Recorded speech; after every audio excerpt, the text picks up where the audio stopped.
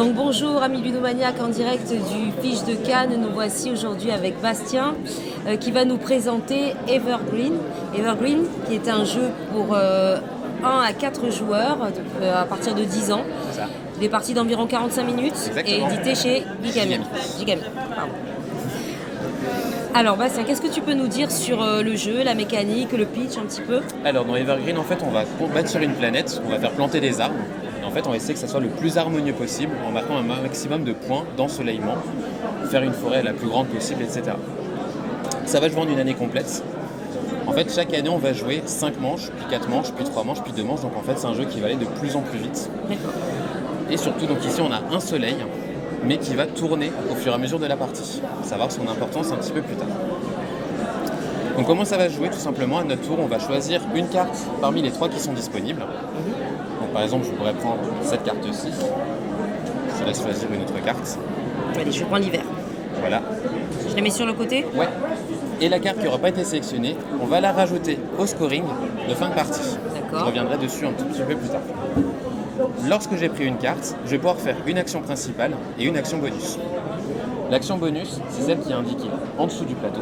Oui. Et l'action principale, on va avoir ici 4 actions possibles. D'accord. La première action, c'est de prendre 3 pouces et les rajouter sur le territoire de la carte que je viens de récupérer. Donc ici, j'ai pris de la montagne, donc je pourrais placer 3 pouces ici. D'accord. La deuxième action que je peux faire, c'est faire 2 évolutions. Donc les évolutions, c'est transformer une pousse en un arbuste, ou alors transformer un arbuste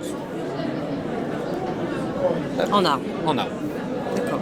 Attention, c'est toujours 2 éléments différents. Je ne peux pas transformer directement une pousse en arbre. Oui, bien sûr. Il y a 2 étapes. Exactement. La troisième action que je peux faire, c'est prendre soit une pousse et faire une évolution, mais pareil, toujours sur la carte que je viens de choisir. Ou alors, je vais faire une pousse ou une évolution, mais n'importe où sur la planète. D'accord. Ensuite, les actions bonus, on va en avoir 6 différentes. À chaque fois que je fais une action bonus, je vais prendre le curseur et l'avancer d'une case, et je vais faire du coup l'action bonus en fonction de la puissance où je me trouve. D'accord. Donc la première action bonus, c'est faire des pouces. Donc là, pareil, je peux les faire, mais par contre, n'importe où sur le plateau. Deuxième action bonus, c'est transformer une pousse en un arbuste, ou alors un arbuste en un arbre. Ici, c'est une action bonus pour gagner des points de victoire. Oui. Donc 1, 2 ou 4. Sachant que si je suis déjà au max et que je récupère un bonus associé au symbole là, je vais marquer tout simplement le maximum. Ici, je vais pouvoir faire des lacs. Oui. Donc je vais simplement prendre mon lac et le placer n'importe où. D'accord.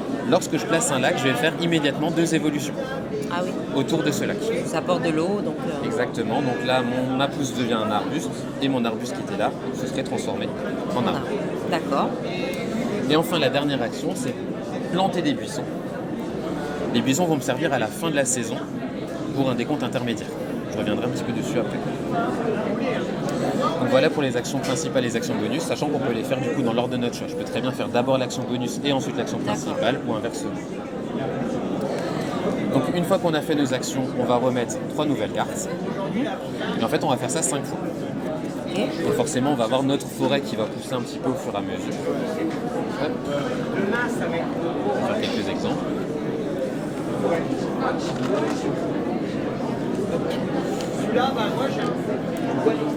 Mais admettons que tu aies pris ces 2 cartes-là et pas la ça. carte... Ouais, d'accord. Donc au bout de 5 cartes, il va y avoir un décompte intermédiaire. On va regarder 2 choses. Première chose, notre plus grande forêt.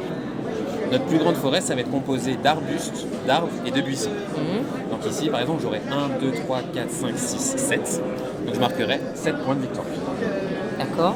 Donc les buissons, en fait, ils vont justement nous servir un petit peu à Ah oui, à relier faire les la morceaux de liaison, forêt. Exactement. Ça va permettre de d'accord. relier un petit peu les morceaux de forêt qu'on a entre eux.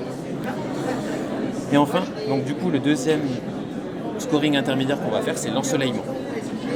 En fait, le soleil va éclairer dans une direction. Chaque arbuste qui va être éclairé par le soleil va nous rapporter 1 point. Oui. Chaque arbre éclairé par le soleil va nous rapporter 2 points. Oui. Sauf qu'il y a une petite subtilité, c'est qu'en fait, les arbres et les arbustes vont faire de l'ombre potentiellement. C'est ça. Hop, je vais faire ça plutôt dans ce sens-là. Les arbustes vont faire de l'ombre à 1 case de distance. Oui. Les arbres, eux, vont faire de l'ombre À à deux. 2 cases de distance. Ici, l'arbre est plus grand que l'arbuste, donc il va quand même prendre la lumière du soleil. Oui. Mais par contre, cet arbuste-là, il est caché par l'arbre, donc il ne va pas scorer. Donc dans cet exemple-ci, je marquerai 1, 2, 3, 4, 5, 6, 7. Pareil, celui-ci, il est caché par cet arbre-là, donc il ne va pas me rapporter de points. D'accord. Donc pareil, je marque mes points de victoire. 7 points, d'accord. Donc une fois qu'on a tous fait notre scoring intermédiaire, on passe à la saison suivante. Le soleil va donc changer de côté.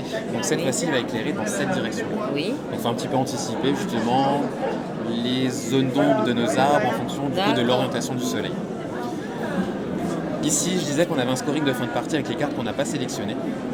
À la fin de la partie, on va marquer. Donc partie, c'est quand le soleil aura fait tout le tour du plateau, effectivement. Donc quand on aura passé les 4 saisons. On va marquer dans ce cas de figure-là 1 point pour tous les arbres qui se trouveraient dans ce biome-là. Oui, 3 points pour tout ce biome-là, etc. 1 point pour du marécage et 1 point pour les arbres qui se trouvent dans les zones montagneuses. D'accord. Du coup, comme je dis, ce scoring-là, il peut évoluer au fur et à mesure de la partie, puisque la carte qui n'est pas sélectionnée va ici. Donc des fois, ça peut augmenter, mais ça peut également diminuer, parce que s'il y a un petit symbole de mort sur une carte qui n'est pas sélectionnée, en fait, elle va annuler la dernière carte de ce biome-là. Ah oui, donc on peut être amené à prendre une carte dont on ne veut pas, mais pour éviter qu'elle vienne cacher une autre Exactement. carte. D'accord. Ok. Est-ce que du coup, voilà, après c'est tout. Au niveau des règles, effectivement, c'est tout. Mais voilà, comme dit, il y a vraiment tout ce côté un petit peu optimisation avec le soleil qui va bouger, marquer un maximum de points, faire la plus grande forêt, etc. Mais écoute, on va faire une partie déjà pour voir et puis on va voir. Mais en tout cas, ça a l'air très intéressant et puis bien ficelé. C'est ça, et puis c'est super beau aussi avec de voir la forêt qui prend vie sous nos yeux. C'est vrai que c'est assez agréable aussi, effectivement. D'accord. Écoute, merci Bastien et puis bonne partie. On n'a qu'à jouer. Merci.